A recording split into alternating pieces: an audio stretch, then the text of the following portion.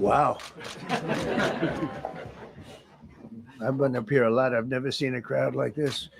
I think we need a ballroom, and that's happening. It's going to be a beautiful ballroom. This is really a lot of people, most I've ever seen in this room. And we're here for a very serious purpose, very serious purpose. Something's out of control, but we're going to put it in control very quickly like we did on the southern border.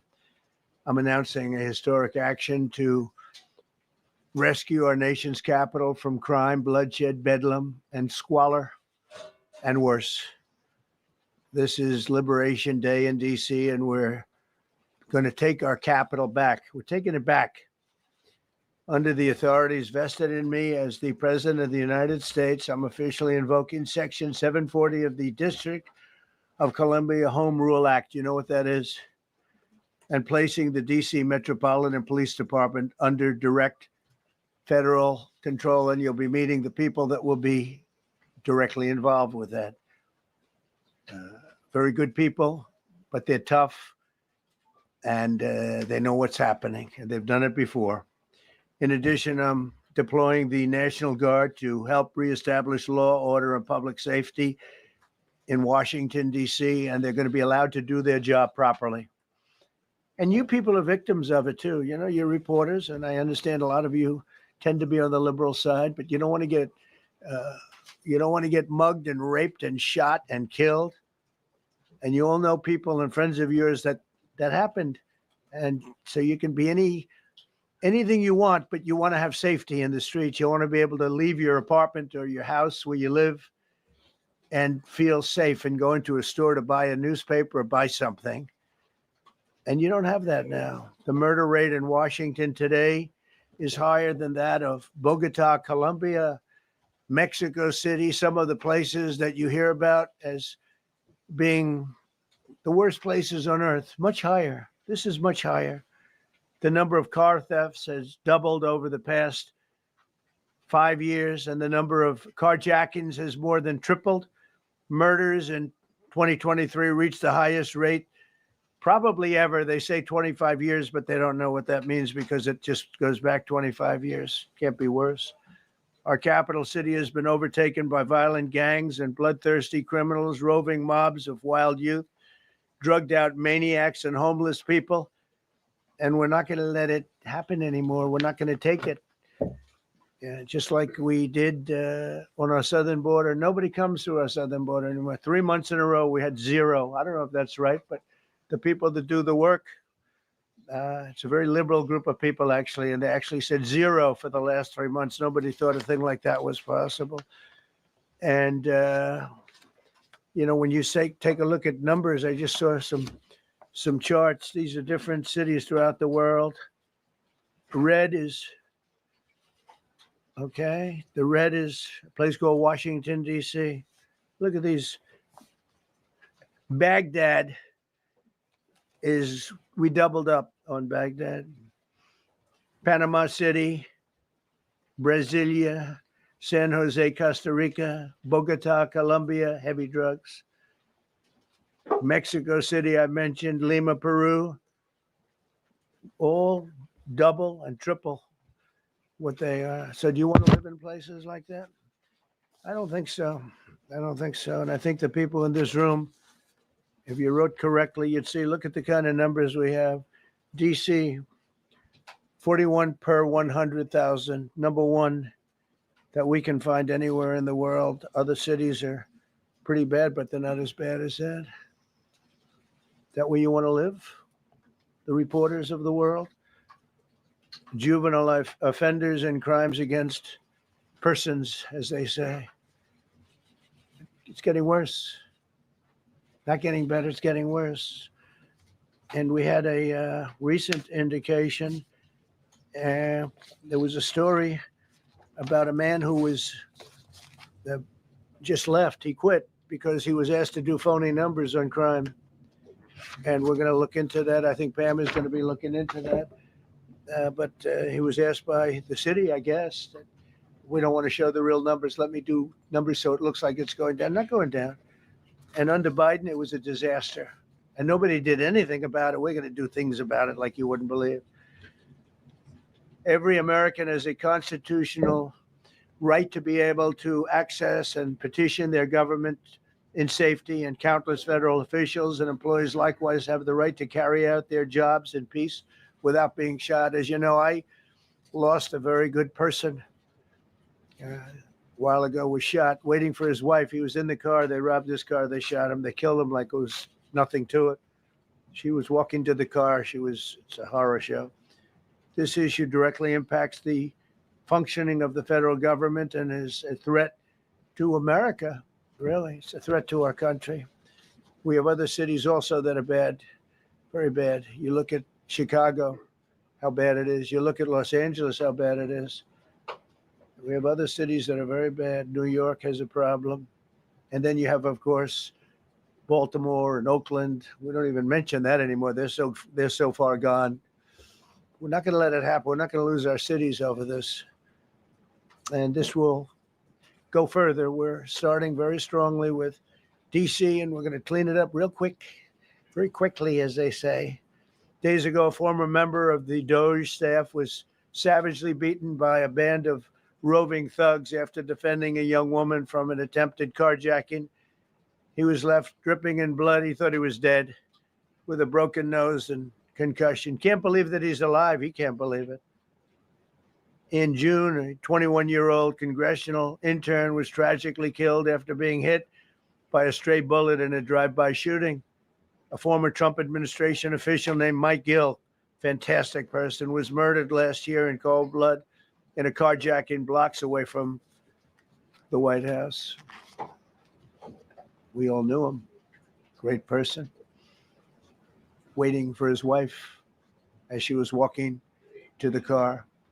A Democrat congressman was also carjacked at gunpoint not far from the Capitol. And in 2023, an aide to Senator Rand Paul was stabbed in the chest and head by a demented lunatic as he walked down the street, just absolutely for no reason. Horrifically, last July 4th weekend, a 3-year-old girl was shot in the head and killed while sitting in a car near the Capitol. It's becoming a situation of complete and total lawlessness. And we're getting rid of the slums, too. We have slums here. We're getting rid of them. I know it's not politically correct. You'll say, oh, so terrible. No, we're getting rid of the slums where they live. Caravans of mass youth rampage through city streets at all times of the day. There are ATVs, motorbikes. They travel pretty well. Entire neighborhoods are now under emergency curfews. Just this past weekend, gunfire went through, and you saw that, the Navy Yard. I saw it this morning. They saw that they fought back against law. See, they fight back until you knock the hell out of them, because it's the only language they understand. But they fought back against law enforcement last night. And they're not going to be fighting back long, because I've instructed them and told them whatever happens, they love to spit in the face of the police as the police are standing up there in uniform. They're standing and they're screaming at them an inch away from their face. And then they start spitting in their face. And I said, you tell them, you spit and we hit. And they can hit real hard. It's a disgusting thing. I've watched that for years, for 3-4 years. I've watched them. The police are standing, and they're told, don't do anything under any such. So and you can see they want to get at it. And they're standing there, and people are spitting in their face, and they're not allowed to do anything. But now they are allowed to do whatever the hell they want. This dire public safety crisis stems directly from the abject failures of the city's local leadership. The radical left city council adopted no cash bail. By the way, every place in the country where you have no cash bail is a disaster. That's what started the problem in New York, and they don't change it. They don't want to change it. That's what started it in Chicago. I mean, bad politicians started it, bad leadership started it, but that was the one thing that's central, no cash bail. Somebody murders somebody and they're out on no cash bail before the day is out. We're going to end that in Chicago, we're going to change the statute. I spoke with Pam and Todd and everybody. We're going to change the statute, and I'm going to have to get the Republicans to vote because the Democrats are weak on crime, totally weak on crime. They don't know why. They want to stop because they get mugged too. But we're going to change no cash bail. We're going to change the statute and get rid of some of the other things. And we'll count on the Republicans in Congress and Senate to vote. We have the majority, so we'll vote. We don't have a big majority, but we've gotten everything, including the great, big, beautiful bill. Got that done, and that's one of the greatest things that's ever happened to people in this country. They're starting to figure it out, how good it is. Biggest tax cut in history. So many things. But we'll be able to get that done. So, Todd, if you and Pam can draw up things working with the people, we will. I'll get it passed. We'll get it passed with the Republicans. Probably won't get, think of this, probably won't get one Democrat vote because they have no idea what they're doing. That's why they want men playing in women's sports. That's why they want transgender for everybody transgender. And they just got walloped in an election in a landslide, and they haven't changed one thing. I saw the other day the certain gentleman who was very well-known politician, Democrat, was fighting like hell that men should be allowed to play in women's sport. They just don't get it. They said it's an 80-20 issue, and I think it's a 97-3 issue. And I don't know who the three are. I've never heard nobody's ever come up to me, sir, you have to let men play in women's sports.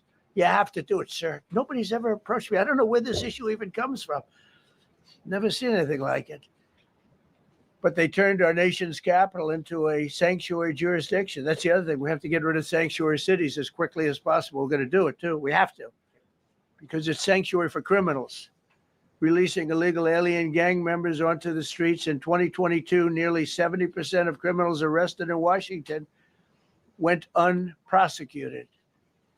That's not going to happen with the group we have standing aside and standing behind me. And at the Metropolitan Police Department, it's now reached a small number relatively compared to what it was, but it's thousands of people. You know, we have thousands of police. I was told today, sir, they want more police.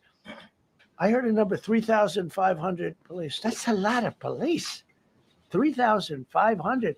I thought they're going to say, we only have 30 policemen or women. He said, we have 3,500. We need more. You don't need more. That's so many. I never heard. That's like an army. How could you need more than 3,000? It just happened 2 minutes ago. Sir, they've requested more police. Oh, what do they have? About 3,500. I said, 3,500? This is not a big area. It's ridiculous. What you need is rules and regulations, and you need the right people to implement them. And we have the right people here, that I can tell you. Look at the border. Biden said there's nothing you can do. Kamala was the border czar. She never called one of the Border Patrol agents who are great. ICE is great. Never spoke to anybody. Never went there. But she was the border czar. And everybody said it was impossible to fix. I fixed it in 3 months. No, really. I fixed it the first week, but really fixed it over the last couple of months. And I mean, literally to a point where, as I said, 0 illegals entering our country in the last 90 days. Pretty amazing. It's time for dramatic action. We're going to do the same thing over here. It's going to be a very safe city very soon. We're not looking to take years because a lot of people die in years. And we've got incredible people in this country, except we have to allow them to do their job. And that we will deliver like nobody's ever delivered before. I actually think it's easy. You know, if you're competent, it's easy. If you're incompetent, it's impossible. But I'm very competent. Last week, my administration surged 500 federal agents into the district, including from the FBI, ATF, DEA, Park Police, the U.S. Marshal Service, the Secret Service, and the Department of Homeland Security. You know, a lot of nations, they don't have anything like that. They got some police, and they're rough police. They don't have DEA, ATF, FBI, Park Police, U.S. Marshal Service, Secret Service, Department of Homeland Security. They got some police, but they're rough police, and they do their job. They don't have crime. We're not going to have crime either.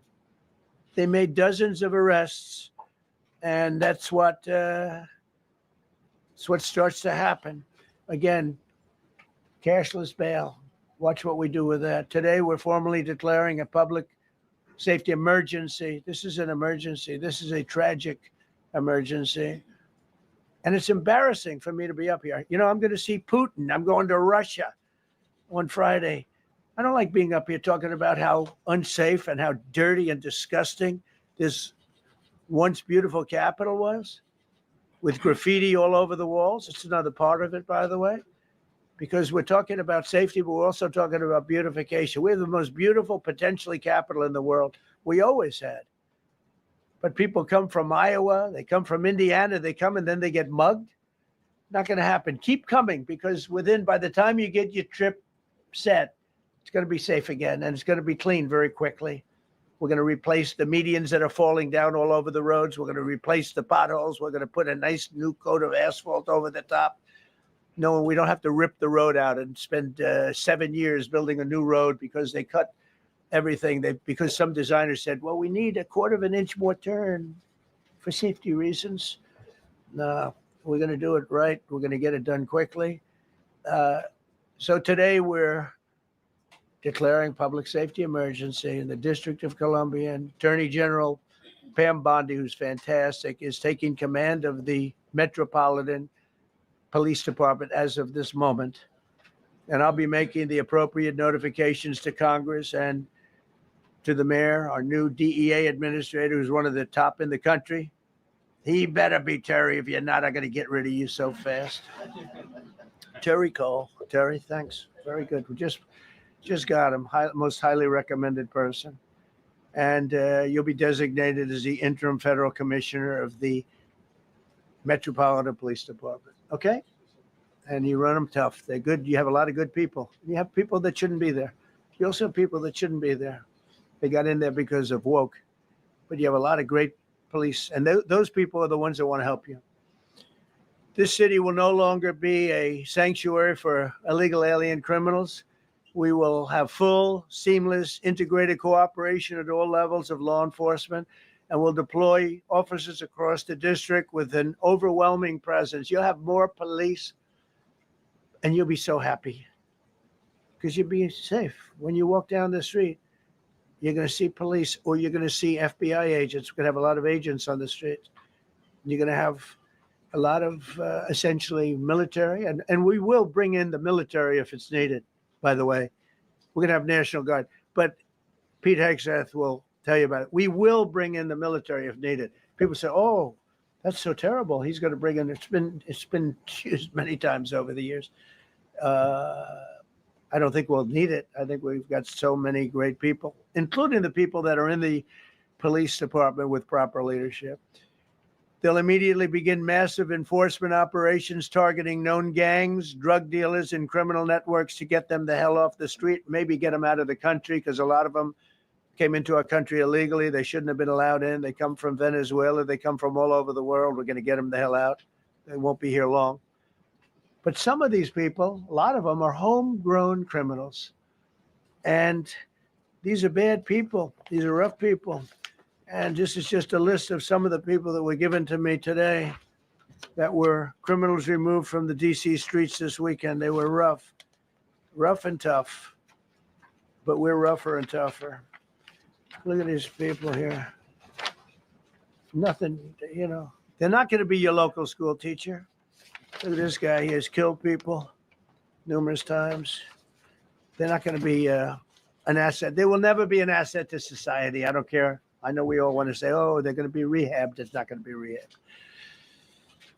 I'm going to ask Doug Burgum to come up and say a couple of words because he's in charge, as you know. He's Interior, but he's in charge of the U.S. Park Police. And I've heard so many great things about the Park Police. They're proud of it. They've been there for a long time. Their families oftentimes grow into the roles. They love the country. They love this area. So, Doug, could you say a few words, please? Thank you, Mr. President. On behalf of the U.S. Park Police, this is the oldest federal police force in the nation. They were formed in 1791 by none other than President George Washington. They've got the awesome responsibility of protecting our nation's most sacred monuments. In the National Mall, Washington Monument, Jefferson Memorial, Lincoln Memorial, Statue of Liberty, and out west, the Presidio and the Golden Gate area. These folks have tens of millions of visitors a year, the kind of people that President Trump's talking about that come from around the country and around the world to see our sacred and learn about our history and our sacred monuments. They've been doing a fantastic job, but they are so pleased, the rank and file, that President Trump is now allowing them to enforce the law. As those of you that live in the city may know, that the circles and the triangle parks that are spread throughout DC are actually federal park property. So the U.S. Park Police also have responsibility for that. These became littered with homeless camps under the Biden administration. All of you saw that. Since President Trump's executive order on March 27th, making DC safe and beautiful again, the U.S. Park Police have removed over 70 homeless camps. And President Trump also talked about beautification.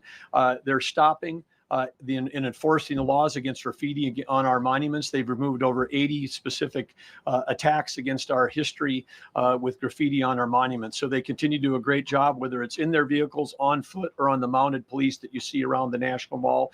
And President Trump, they thank you. The rank and file is so happy to be enforcing the law again. Thank you for your leadership. And they're excited about the announcement you're making today. Thank you. Very good. Great job you're doing. Thank you very much.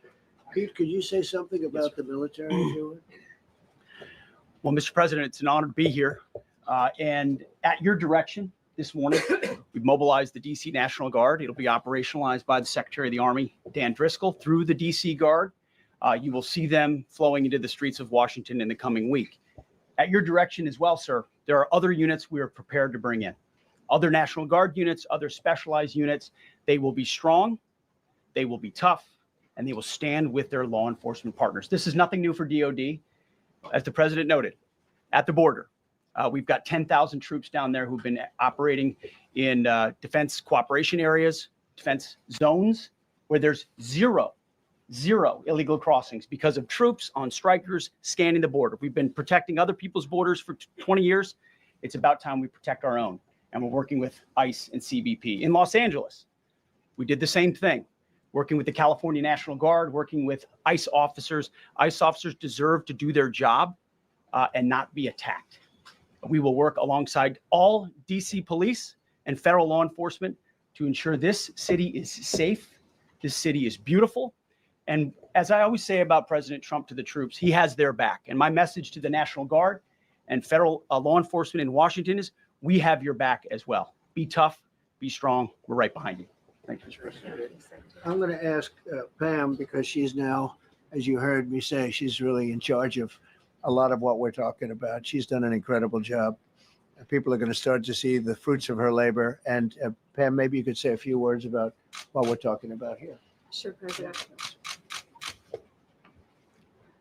Let me be crystal clear. Crime in DC is ending and ending today. We are going to use every power we have to fight criminals here. President, thank you for caring about our capital. Families come here every summer. Our museums are free. We have the National Zoo. We have the National Gallery. DC should be a place where everyone can come and feel safe. Behind me and to my side, we have some of the best career law enforcement and prosecutors in the country who are ready to take this on. As the president said, Terry Cole is going to be supervising the Metro Police Department. Gadi Serralta, our U.S. Marshal, is going to be supervising command and control, the entire operation. Our Deputy Attorney General, Todd Blanche, and I will be working with them closely, along with our great FBI Director, Kash Patel. Kash is going to talk to you in a minute about what we did in Virginia recently with Governor Youngkin. Many of you covered that, and it was tremendously successful. Not only that, our secret weapon here in DC is U.S. Attorney Jeanine Pirro, one of the toughest prosecutors and a former judge. And she is going to be talking about juvenile crime, how it's out of control here, and what she's going to do to fight back. No more crime rampant in our beautiful capital. No more teenage girls beating a disabled man to death.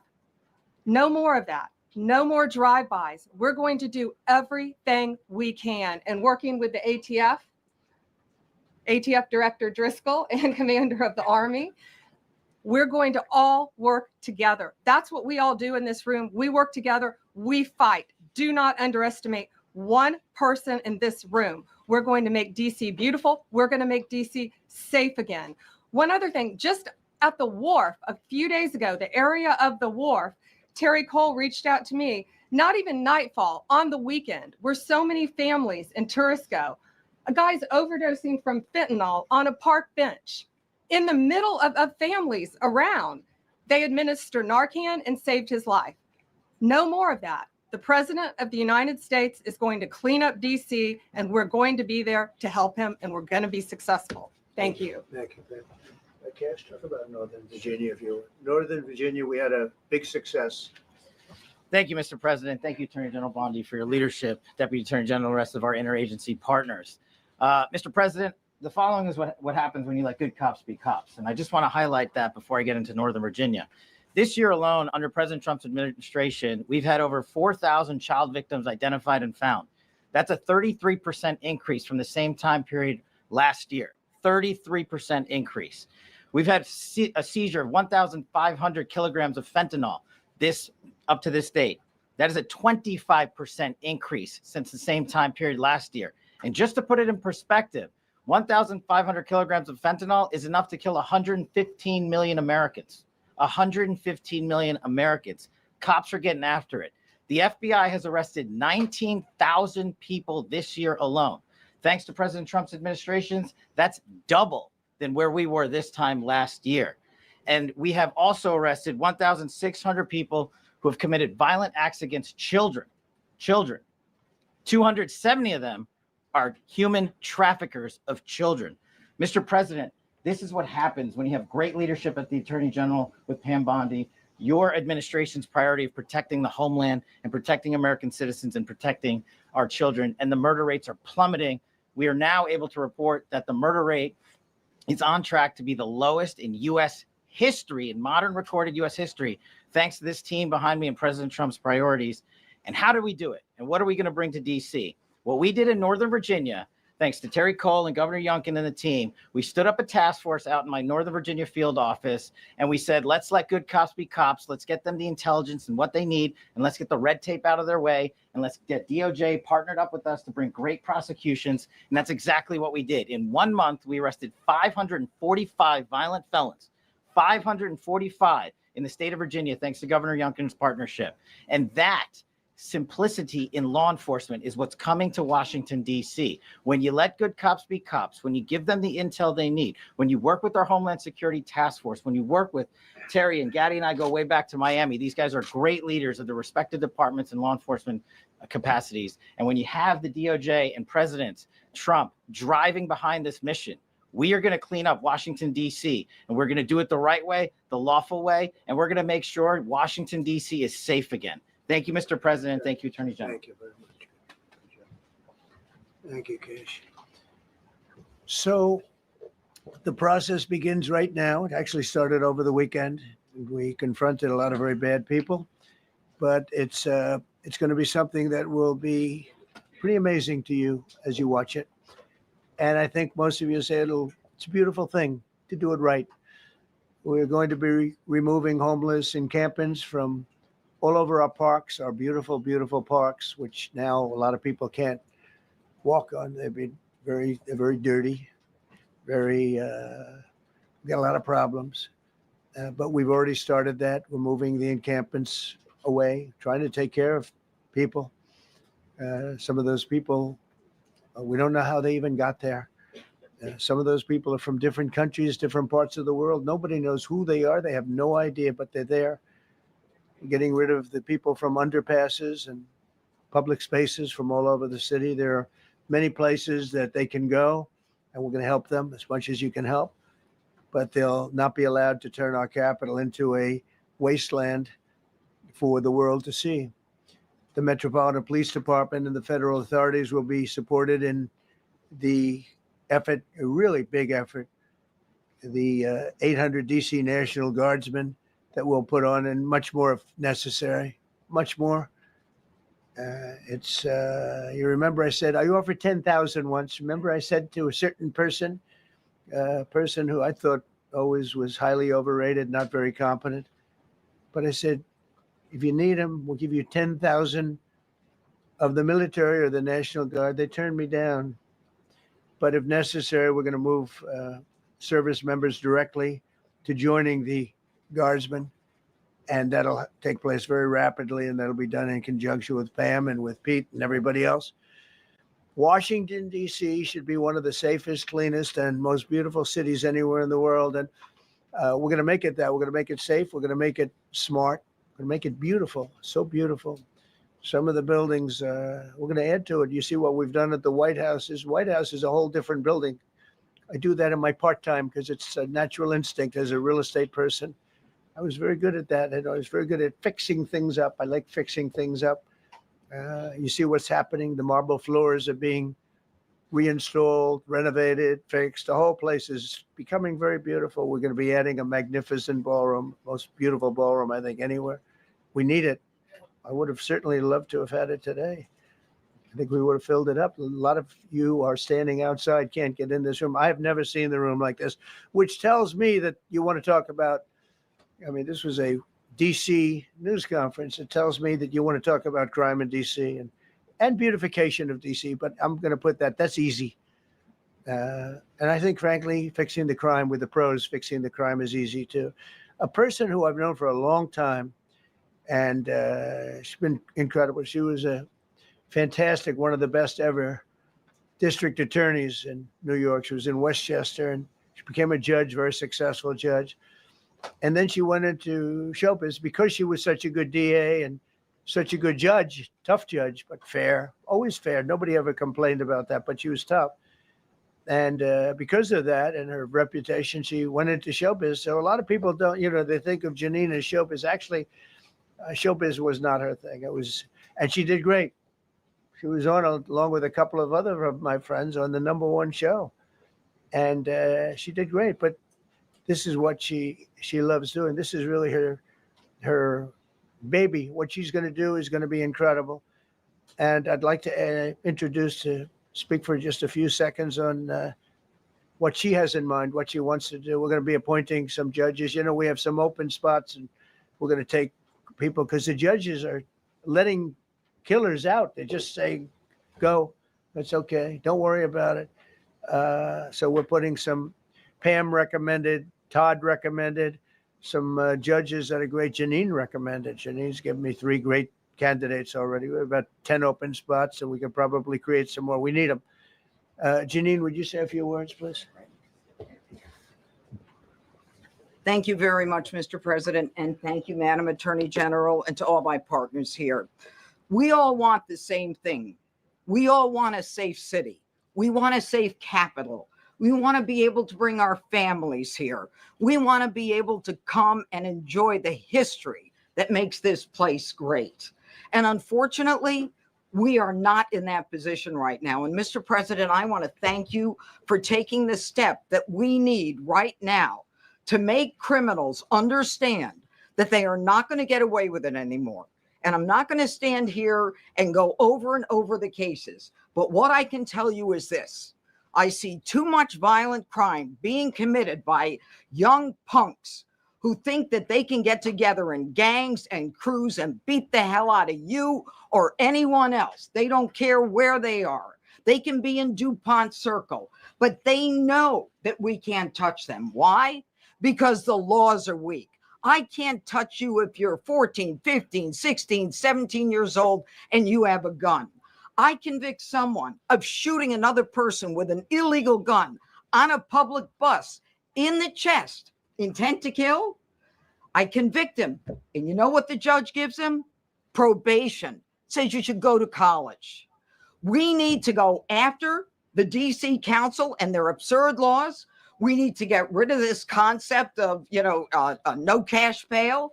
We need to recognize that the people who matter are the law-abiding citizens. And it starts today But it's not going to end today, because the president is going to do everything we need to do to make sure that these emboldened criminals understand we see you, we're watching you, and we're going to change the law to catch you. And my final note is this.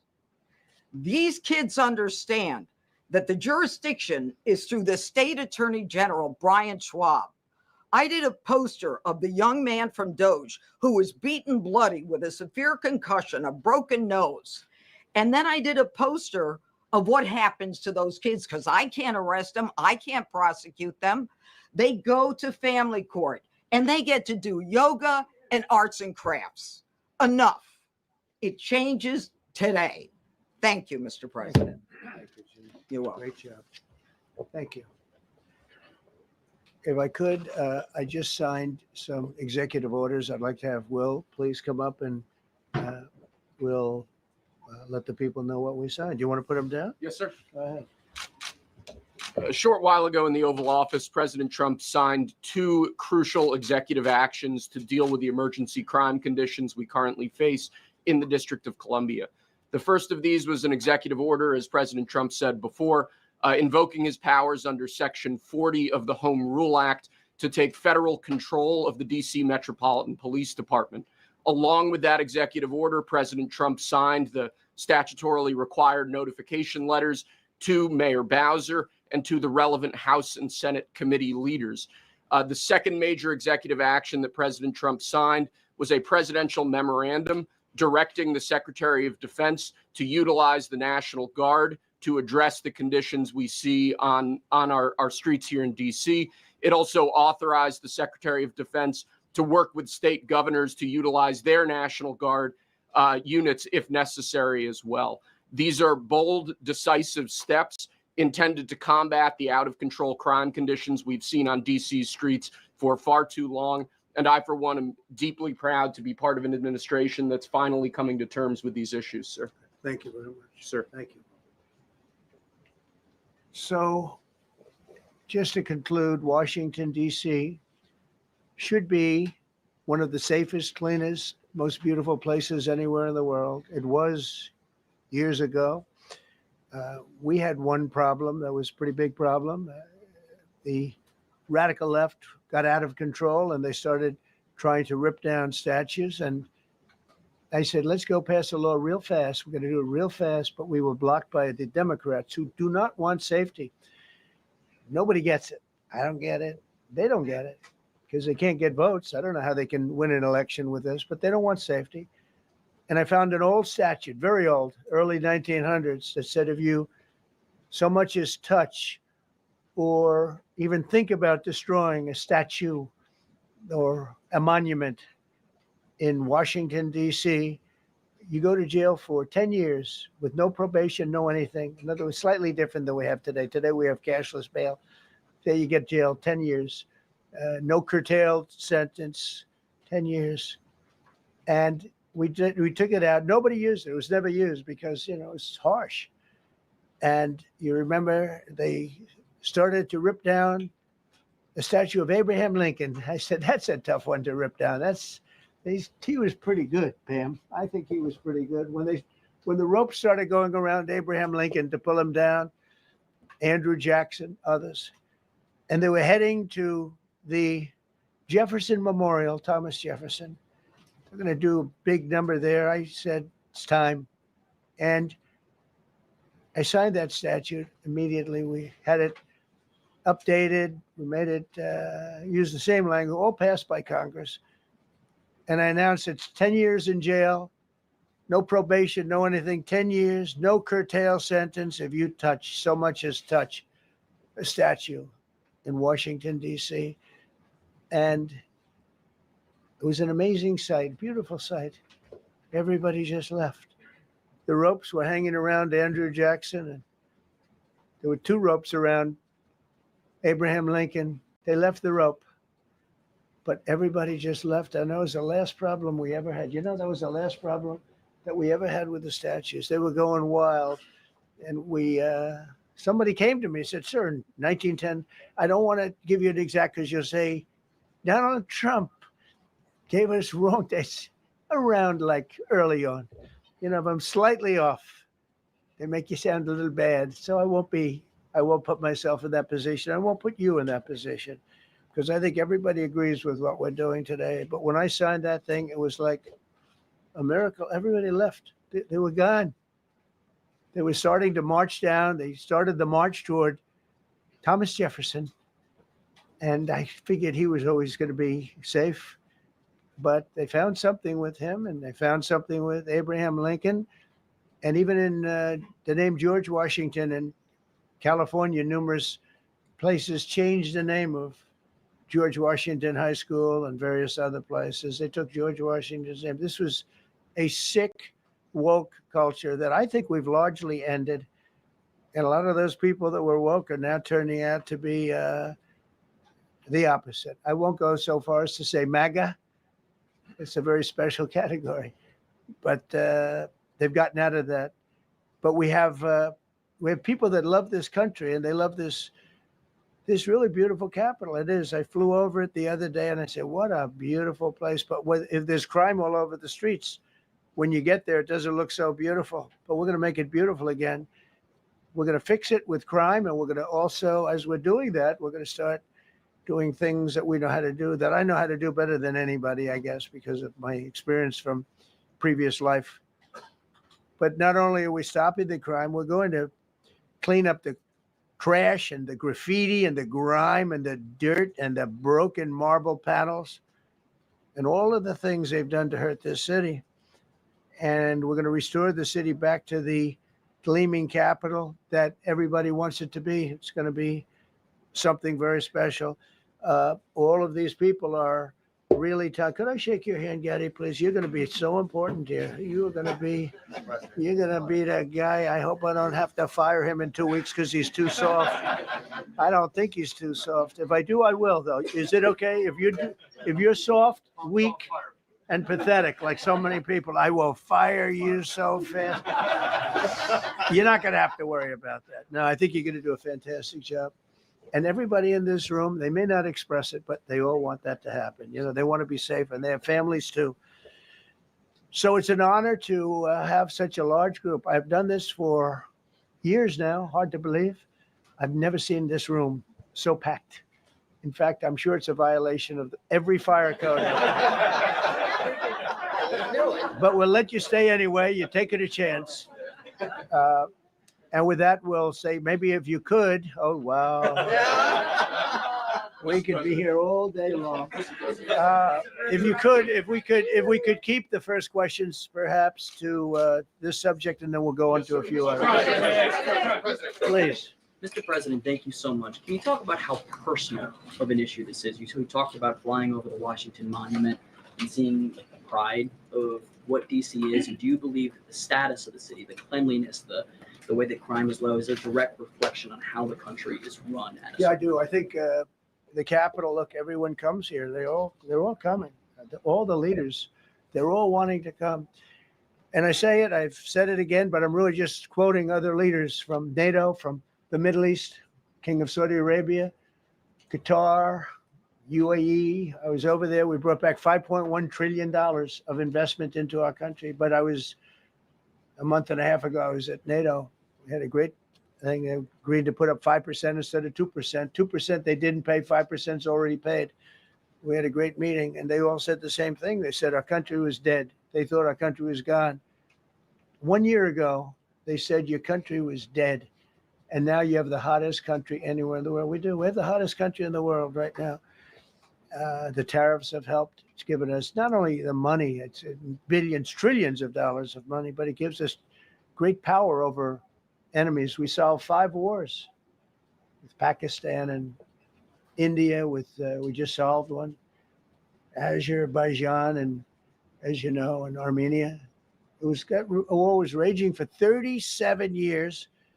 And the 2 leaders got up and they said, we never thought this would be solved. Russia tried to solve it. They all tried to solve it. It was a very tough situation, but we got it done. And I said to the 2 men, I said, are you guys friends? And they had a hard time. You know, they've been killing each other for 37 years, right? One was there 5 years. One was there for 22 years. He said, my whole life I've been fighting this war. and you got it solved. But we did many of those. We did in the Congo and Rwanda. That's been going on for 30 years. 8 to 9 million people killed that they know of, but it was raging, and we got that solved. We got a lot of them done. It's a great honor. But you want to have, when they come, the leaders come to our country to sign documents that the war is over or whatever, or for other reasons. They come for trade. And you want them to come through so beautifully. You ride down those roads, everything should be perfect. You shouldn't have medians falling down into the roadway. Median, you know, the metal things that are always, somebody had a great lobbyist, because I've never seen them look good. I've been looking at those things with the little, right? They're always broken, bad, but here they're really bad. And we're going to either put new or fix it. And it's not expensive. It's not really expensive. And we're going to fix our roads a little bit. We're going to clean up our sidewalks. You have countries where every Saturday, the people go out and they wash their sidewalks in front of their stores or their houses. They scrub their sidewalks. So we aren't quite at that level yet. I don't think, Gaddy, we're not quite there yet, but maybe we will. They go out and they scrub. I think it's so beautiful to hear that and to see those stories. But we're going to make it clean. But just to finish with your question, it's a very, very strong reflection of our country. And when they see a bad city, you know, my father always used to tell me, I had a wonderful father, very smart.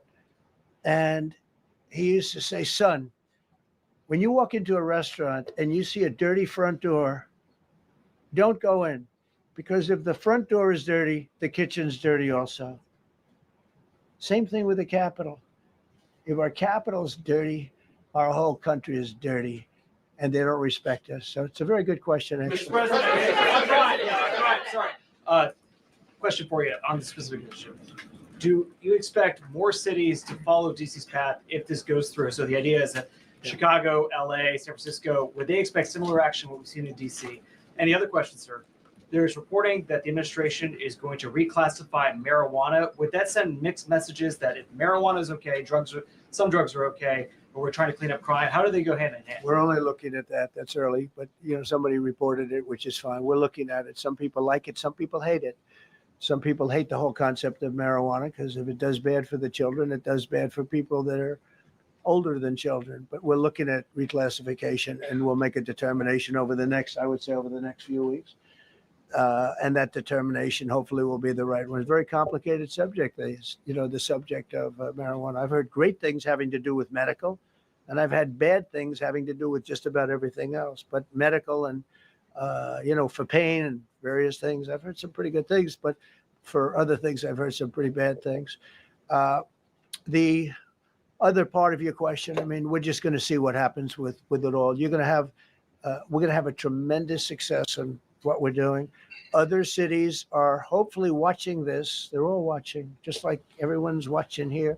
They're all watching, and maybe they'll self clean up, and maybe they'll self do this and get rid of the cashless bail thing and all of the things that caused the problem. I mean, if you go back, this whole thing with cashless bail is a disaster. So many problems came that we never had before. So they're watching us today, and if they don't learn their lesson, if they haven't studied us properly, because we're going to be very successful. I have zero doubt about that. It's going to be, it's a question of will it be really fast, like the border. You know, everyone said, they used to say, Biden used to say, I need legislation. I didn't get any legislation. I called up our people, and we did a great job. Tom Homan was great. As you know, our secretary did a great job. They did a great job. There's no games. They didn't play games. And we're going to have the same thing here. But then I'm going to look at New York in a little while. Let's do this. Let's do this together. Let's see. It's going to go pretty quickly. And if we need to, we're going to do the same thing in Chicago, which is a disaster. We have a mayor there who's totally incompetent. He's an incompetent man. And we have an incompetent governor there. Pritzker's an incompetent. His family threw him out of the business, and he ran for governor. And now I understand he wants to be president. but I noticed he lost a little weight, so maybe he has a chance. You know, you never know what happens. But Pritzker's a gross incompetent guy, thrown out of the family business. But when I look at Chicago and I look at LA, if we didn't go to LA 3 months ago, LA would be burning like the part that didn't burn. If he would have allowed the water to come down, which I told him about in my first term, I said, you're going to have problems. Let it come down. We actually sent in our military to have the water come down into LA. They still didn't want it to come down after the fires. But that was it. We have it coming down. But hopefully LA is watching. That mayor also. The city's burning. They lost like 25,000 homes. I went there the day after the fire. You were there. And I saw people standing in front of a burned down home. It was, their homes were incinerated. They weren't like, even the steel was literally, it was all warped and literally disintegrated because of the winds and the flame and the whole thing, like a blowtorch. They were standing on this beautiful day, maybe a couple of days after. We gave it a little time because what they had suffered, almost 25,000 homes. And you see what's happening now. They didn't give their permits. I went to a town hall meeting. I said, we're going to get you the federal permits, which are much harder. Almost immediately, Lee Zeldin is a star. He did an incredible job. They have all their federal permits. They don't have their city permits. And the mayor said to me, we think we could have them in 2 years. I was walking down the street and I met with firemen and police. And I was saying hello to many people that were standing in front of their homes with yellow tape. You can't go in. You can't go onto the lot. And those people wanted to start rebuilding the homes then and there. And the mayor said, we should be able to get them the permits within 2 years. I said, that's a shame. 2 years. Are you kidding? I'm going to get them the federal permit like almost immediately, 2 years. And she drew it back. Well, maybe 1 year. The place was booing her out of the place. They don't have their permits to build their homes. And now they're talking about putting, this is among the most beautiful areas was in the country. Now they're talking about putting low-income housing there. Can you believe this? I love low-income housing. I made money with low-income housing. I built low-income housing. I know more about low-income housing and luxury housing. I know about everything real estate. They want to replace some of those homes with low-income housing. They haven't gotten their permits yet. We've gotten all the federal permits, which are much tougher to get. And it was done almost immediately through Lee Zeldin and Federal Environmental. And I watched the other day, those people are angry. And now, you know, they had tremendous, they loved that area. They loved the whole big area, different places, but they loved it. It was all luxury stuff and beautiful stuff. And some wasn't that luxury, but the level of love for that neighborhood, their neighborhoods was incredible.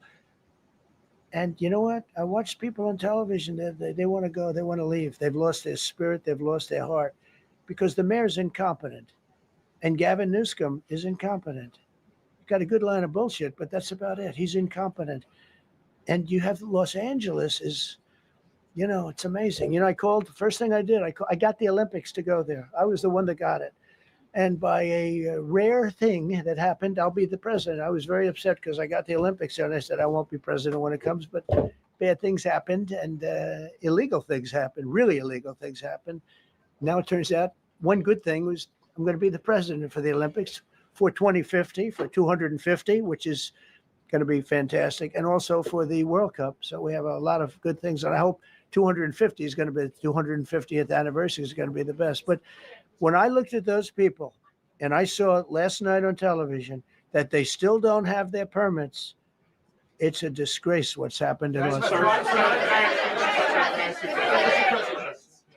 Thank you. The China tariff deadline is tonight, but do you plan to extend that? We'll see what happens. China's been, we've been dealing very nicely with China, as you probably have heard. They have tremendous tariffs that they're paying to the United States of America.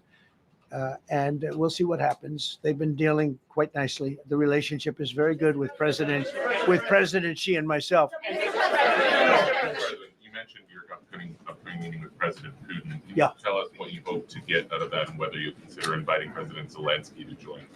So you have to understand, this is a war that should have never happened.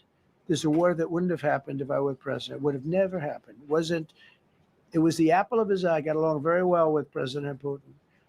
But if you look, under President Bush, they took a lot of territory. Under President Obama, they took a lot of territory. Under Biden, they essentially took the whole thing. You know, it's just a question of time. Under Trump, you know what they took? Nothing, nothing.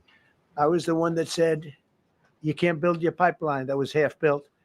I came in, I stopped the pipeline. It's called Nord Stream 2. Nobody knows that, you know. Nobody ever heard of Nord Stream 2. You might have not even heard it. Biggest pipeline in the world. I stopped it.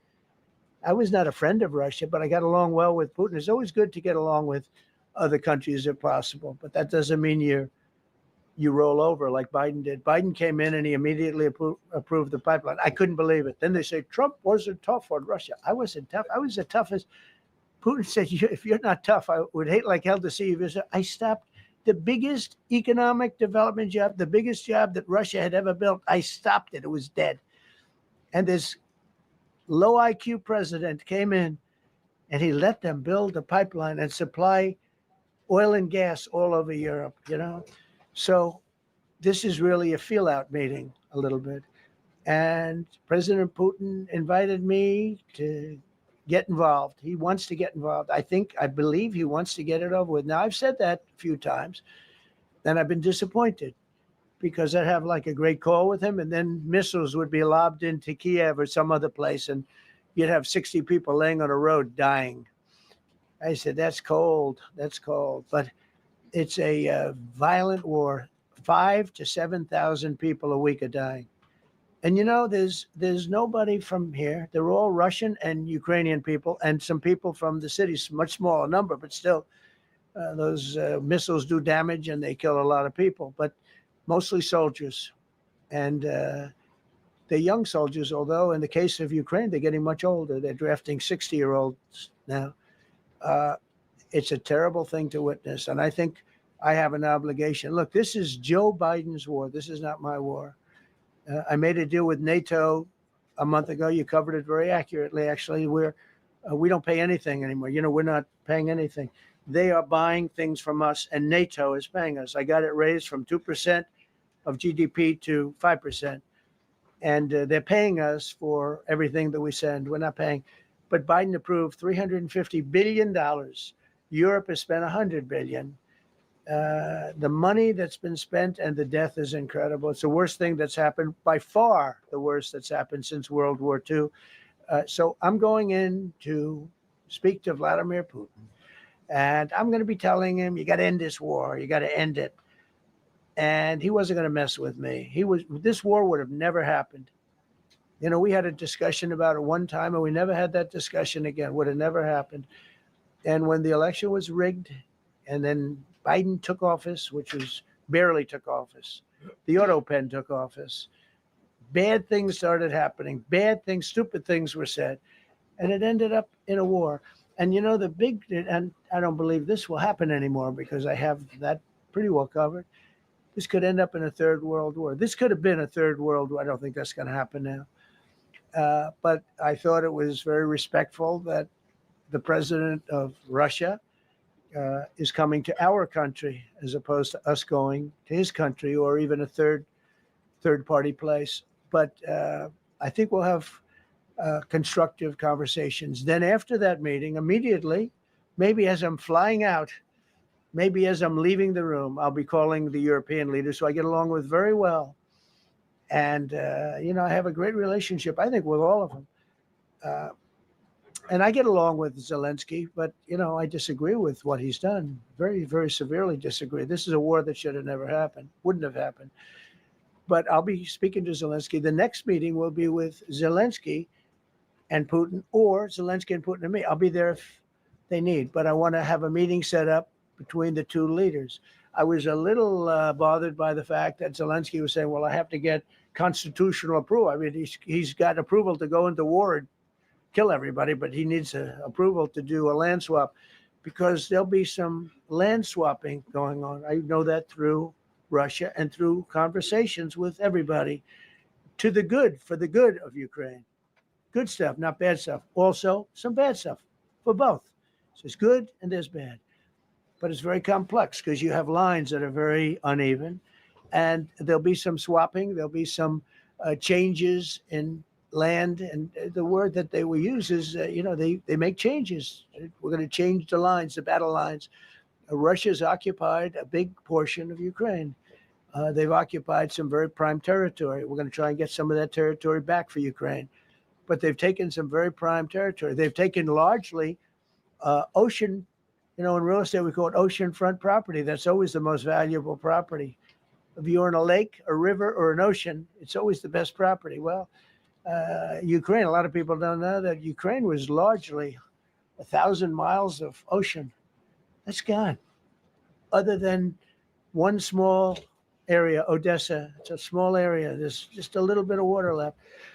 So I'm going to go and see the parameters. Now, I may leave and say, good luck, and that'll be the end. I may say this is not going to be settled. I mean, there are those that believe that Putin wanted all of Ukraine. I happen to be one of them, by the way.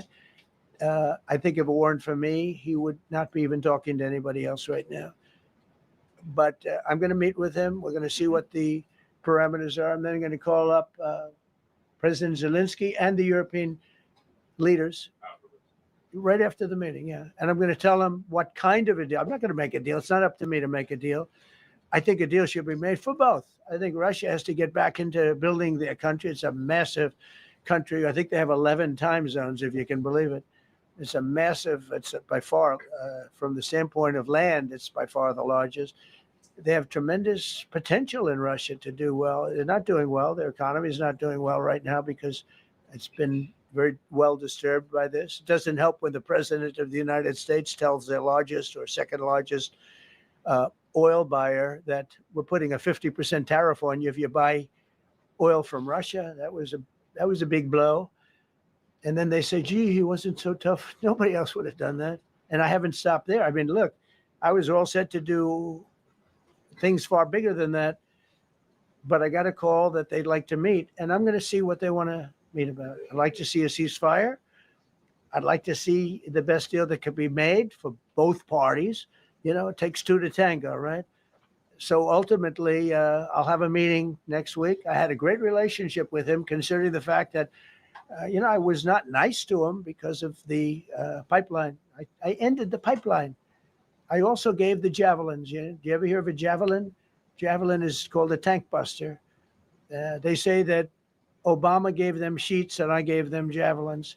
If it weren't for me, all those tanks that were destroyed at the first days of the war, because the tanks got stuck in the mud, some commander made a better they would have been in Kiev in 4 hours going down the highway.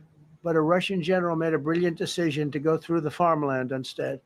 And they just had torrential rains, and the rains were so bad, and it was mud, and those tanks got stuck in the mud. I don't know who that general is, but knowing Vladimir, he's probably not around any longer because all those tanks were stuck in the mud, and they went along with the javelins. I gave them the javelins. You know that, right? I gave them javelins. They gave them sheets. But I'm going to meet with President Putin, and we're going to see what he has in mind. And if it's a fair deal, I'll reveal it to the European Union leaders and to the NATO leaders, and also to President Zelensky. I think out of respect, I'll call him first, and then I'll call them after. And I may say, lots of luck, keep fighting, or I may say we can make a deal. If not, I will tell you this. I've seen a poll coming out of Ukraine. 88% of the people would like to see a deal made. And if you go back 3 years, everybody was gung-ho for war. Everybody's gung-ho for war until you have it. It's an amazing thing. I had it with a couple of countries where I couldn't get a deal done with one particular country. And I just couldn't. The guy's great. He's a friend of mine. Great. Good leader. Tough as hell. I couldn't get the deal done. And then he went into war for a short period of time. You know where I'm talking about. First term. And it was nasty. Guys being killed all over the place. And he went through 1 week of war, and I was able to get the deal done. He said, this is nasty. Yes, please. Yeah, just to follow up on what you were saying there. First of all, Volodymyr Zelensky is not invited on Friday? He wasn't a part of it. I would say he could go, but he's gone to a lot of meetings. He's been there for 3.5 years. Nothing happened. And what is the definition? I mean, do you want somebody that's been doing this for 3.5 years What's the definition of a good deal? I'll tell you after I hear what the deal is, I was gonna ask because you- there could be many definitions. You know, you're talking about a very large and complex situation. Now, I tell you, the war that I just settled with Azerbaijan and with, as you know, and Armenia was almost as complex as this one, having to do with routes, Successful trade. meeting on Friday with Vladimir. Well, we're going to have a meeting with Vladimir Putin. And at the end of that meeting, probably in the first 2 minutes, I'll know exactly whether or not a deal can be How will you made. know that? Because that's what I do. I make deals. Mr. Yeah, please, go ahead. Yeah, thank you, Mr. President. I'm going to ask you two questions, one about China, one about Russia, if I could. On China, your administration agreed to send the most advanced or advanced NVIDIA and AMD chips. No, to obsolete. No. obsolete chip. Well, and then 15% of the You mean profits the come back. 20s? No. This is an old chip that China already has. And I deal with Jensen, who's a great guy, and NVIDIA. The chip that we're talking about, the H20, it's an old chip. China already has it in a different form, different name, but they have it. Or they have a combination of two will make up for it and even then some. Now, Jensen's a very brilliant guy, and Jensen also has a new chip, the Blackwell. Do you know what the Blackwell is? The Blackwell is super duper advanced.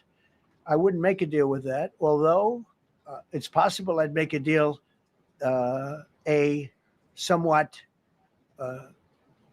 enhanced in a negative way Blackwell. In other words, take 30% to 50% off of it. But that's the latest and the greatest in the world. Nobody has it. They won't have it for 5 years. But the H20 is obsolete. You know, it's one of those things, but it still has a market. So I said, listen, I want 20% if I'm going to approve this for you, for the country, for our country, for the U.S. I don't want it myself. You know, every time I say like 747, I want, yeah, for the Air Force. So I just wanted, so when I say I want 20, I want for the country. I only care about the country. I don't care about myself. And he said, would you make it 15? So we negotiate a little deal. So he's selling a essentially old chip that Huawei has a similar chip, a chip that does the same thing. And I said, good, if I'm going to give it to you, because they have a, they have a stopper, what we call a stopper, not allowed to do it.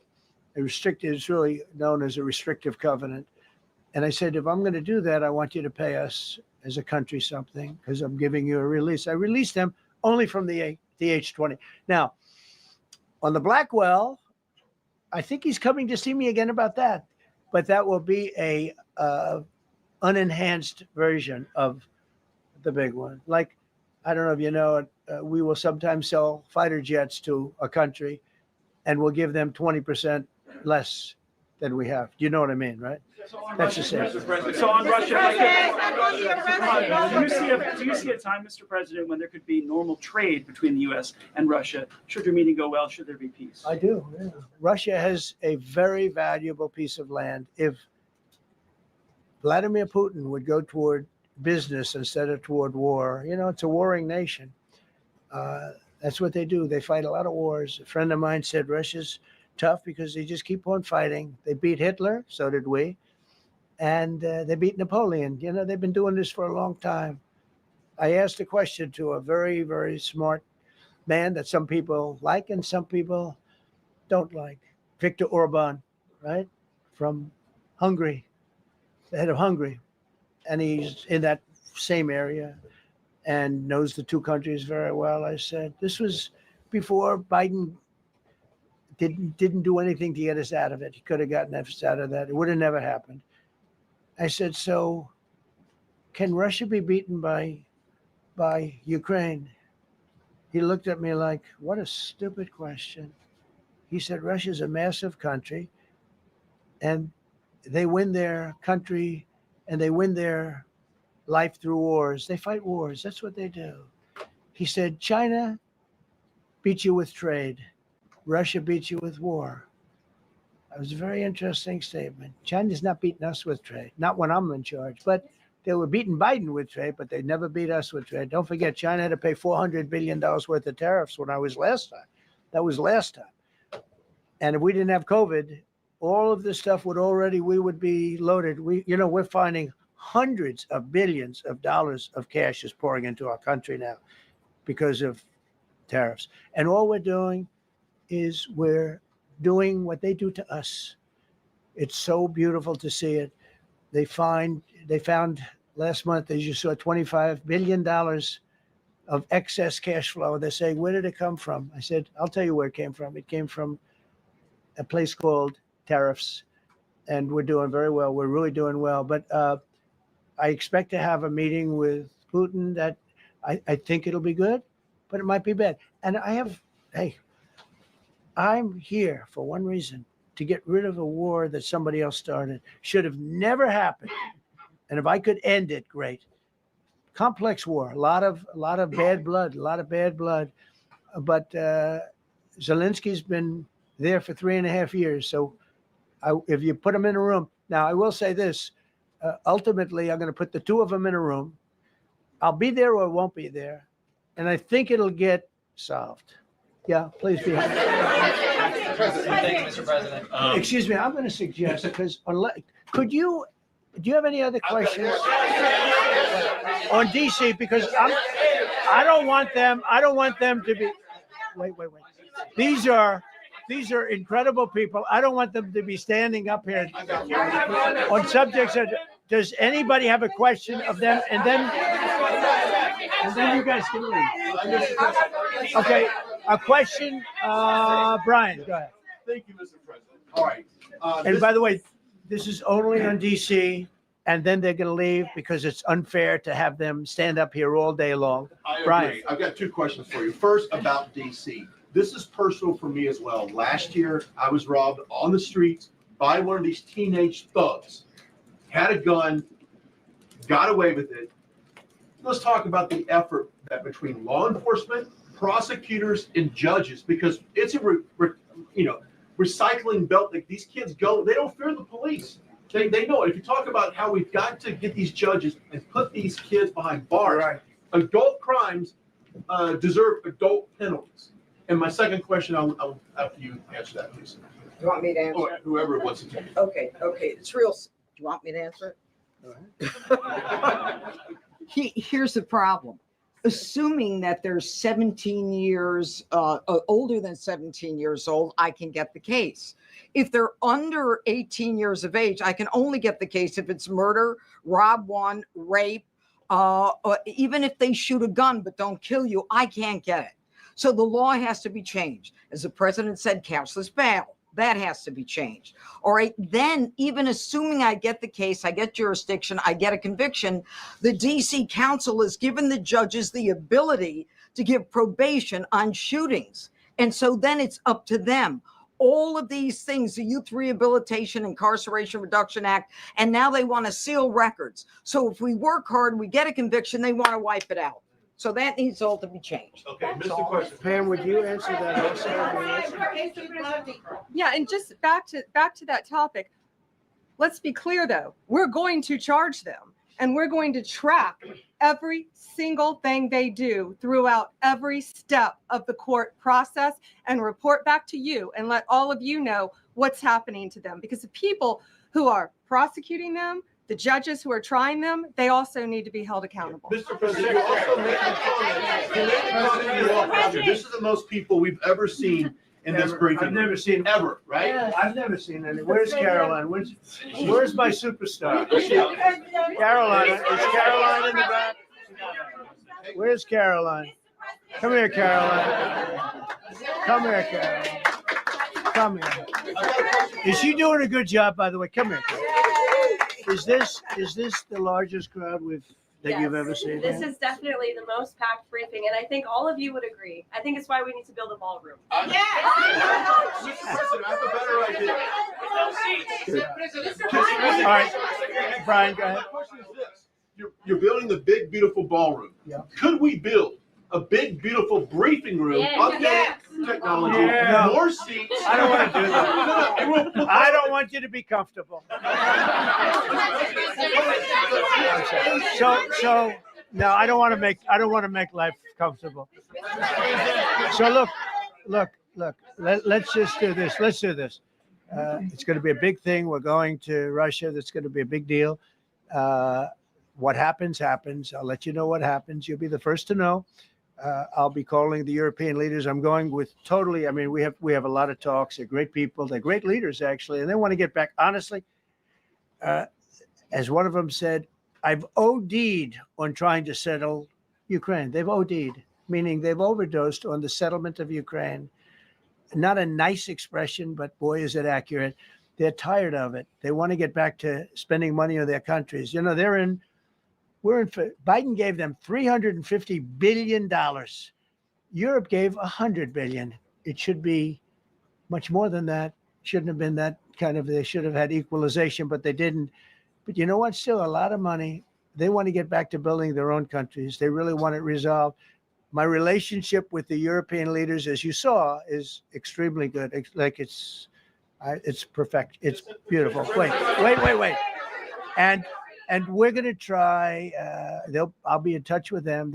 I have 5 of them call me. You think it's easy? There are a lot of European leaders, but they rely on me. Very much rely on me. If it wasn't for me, this thing would never get solved until the last person breathing is dead. Would you talk to them before? Mr. President. Yeah, I'm talking to them right now. So I'm talking to the European leaders. I'll be talking to President Zelensky. I'm going to get everybody's ideas. I go into that thing fully loaded right up there, and we're going to see what happens. Now, I think one of 2 things is going to happen. It's going to be a good meeting, and we'll go a step further. We'll get it done. I'd like to see a ceasefire very, very quickly. Very quick. I'd like to see it immediately, but I'd like to see it very quickly. And we're going to be dealing with the European leaders, and we're going to be dealing with President Zelensky, and hopefully we're going to have a great success. As far as this, what we did today, and I think you were here for DC more so than even Russia, because Russia will be, we have a couple of days to go, but the Russia is going to be very interesting. But to me, what is very exciting, and we're going to take back our capital. We're going to make it beautiful again, but we're going to make it, more importantly, safe again. It's going to be so safe. It's going to be a model. And then we'll look at other cities also, but other cities are studying what we're doing. And you have some capable people in other cities. They can do it too. But we have a great group of professionals. We're going to have a safe, beautiful capital, and it's going to happen very quickly. Thank you all. Thank you all very much. The Justice Department appeal the Epstein decision today, Mr. President. How long will the takeover of DC police last? We'll see you guys tomorrow. We'll have another. We'll see the National Guard on their streets. All of them.